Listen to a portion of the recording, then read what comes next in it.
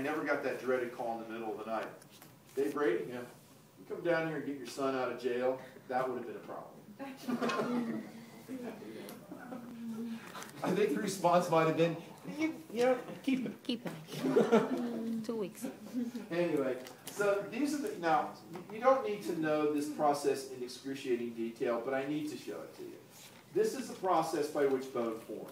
So you kind of start out as a clay model, and then embryon, then in utero and after birth, these things called bony collars form. The bone begins to just replace the hyaline cartilage. We have actually histology slides of bone formation that I don't use. But I just want you to know that the process involves the replacement of cartilage by bone, and it takes a really long time. Now, we're not going to talk about why some people are taller than others and that sort of stuff. It's just, it's genetics more than anything else, right? Got short parents, my mom was like 5'3", and my dad was probably 5'8", I'm lucky to be as tall as I am. It wasn't going to happen for me, right? And so anyways, this is the, after years and years and years, the cartilage is gone, and you're left with solid bone. Now, it doesn't mean all the cartilage is gone because it covers the ends of our bones and stuff like that, but that's not growth cartilage. So bone grows both in length and width, right? Appositionally, it grows thick and tall. So it grows in length and width. It's remodeled by osteoclasts. So bone remodeling equals bone replacement. So if the two processes equal one another out, if you replace it as fast as you make new bone, then there's no net bone loss, and you're good to go, right? You're equal. But at some point in time in your life, and I talked about this earlier, sometimes it doesn't work that way. Sometimes the bone loss is faster than the bone growth, and then you get net bone loss. A few years ago, before across the street, you probably don't remember now, but there's an empty store there. It used to be Henry's. And I was sitting in the parking lot one day waiting for Sherry to go into Henry's and get something. And an elderly woman walked out of Henry's, and it was very striking. And maybe you've seen this. And I actually asked my wife about it. This lady she's an older lady. I don't know how old, of course, but she was very hunched over. And she had this very big kind of like bump, sort of like back here. And it's quite striking. She almost looked like she couldn't really look up. So I asked Sherry, I said, "Oh, did you see that the lady that came out of the store in front of me?" She goes, "Yeah." I said, "What?" I said, "I can't remember. What do you call that?" She goes, "It's usually called the widow's peak or the widow's bump or hump or something like that." So what it is bone loss in the cervical spine, and the head sort of becomes too heavy for the spine, and you get this sort of hunched over look. So, ladies, you don't want that to happen. So take good care of your bones. Now, I'm not telling you to start taking testosterone injections and stuff like that, because then you'll have to shave and your voice will become things like that. You won't have to shave. But anyway, that's probably not so good for you. But anyway, so you need to watch out for bone loss, because it is definitely something that does happen. Now, you need to know how bones are classified. This is an extremely simple classification scheme. I need one more bone to make my bone collection complete and show you the classification of bones. I need this guy. All right, long bones, short bones, flat bones, irregular bones. Boy, this is tough. Pneumaticized bones and bones that look like little sesame seeds.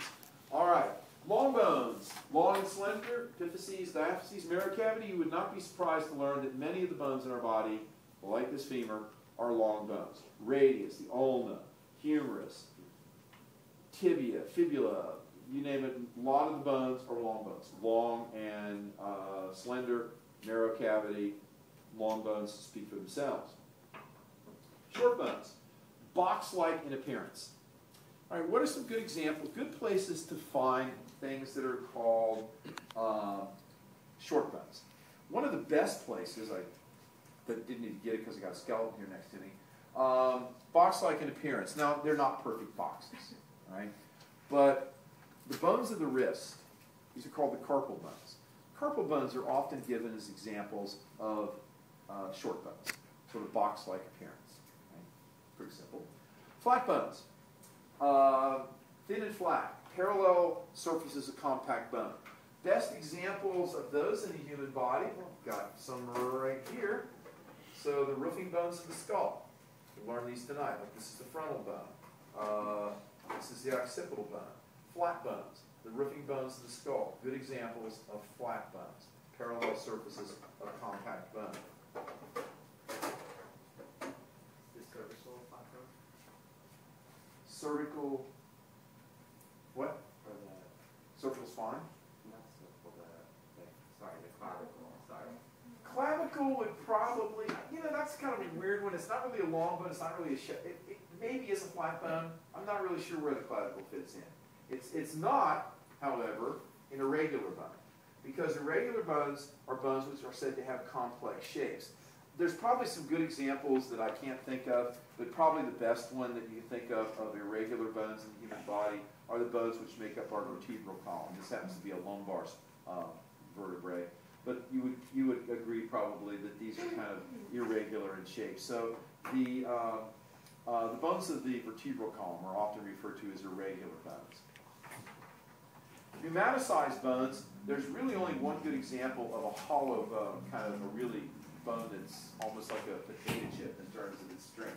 Hollow bones. And you're going to struggle with this hollow bone tonight because this is one of the ones that's somewhat confusing. But one of the internal bones of the skull is called the ethmoid bone. And I think we might have a real ethmoid bone somewhere. I'll try to find it tonight.